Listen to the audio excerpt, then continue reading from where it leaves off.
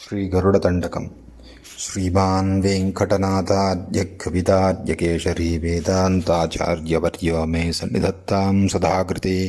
नमः पन्नगनद्धाय वैकुण्ठवशवर्धिने श्रुतिशुन्दुसुतोत्पादमन्तराय करुत्मते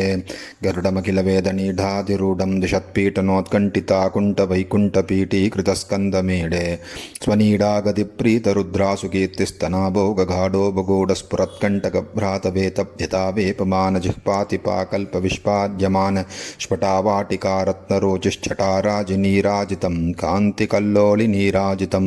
जय गरुडसुपर्णधर्वीकराहार देवादिपाहारहारिन्द्यवौकस्पतिक्षिप्तदम्भोलिताराकिनाकल्पकल्पान्तवातूल कल्पोदयानल्पवीरायुतोच्चमत्कारजैत्यार्जैत्रध्वजारोह निर्धारितोत्कर्षङ्कर्षणात्मं गरुत्मन्मरुत्पञ्चकातीश सत्यातिमूर्ते न कश्चित् समस्ते नमस्ते पुनस्ते नमः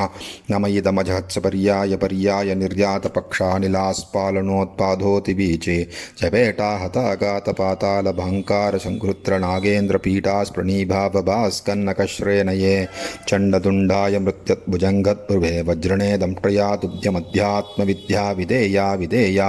व्यबद्धास्यास्य मापादयेता दयेताश्च मे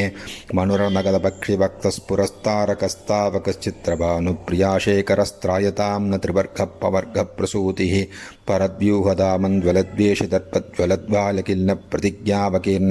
शिरां तत्त्वबुद्धिं परां भक्तिधेनुं जगन्मूलगन्धे मुकुन्दे महानन्दधोग्ध्रीं ददीता मधुका महीना महीनान्तका क्षत्रिंशद्गणचरणो नरपरिपाटी नवीनकुम्भकनः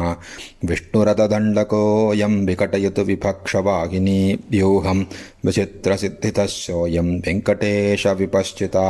गरुडध्वजतोषाय गीतो गरुडदण्डकः कवितार्किकसिंहाय कल्याणगुणशालिने श्रीमते वेङ्कटेशाय वेदान्तगुरवे नमः।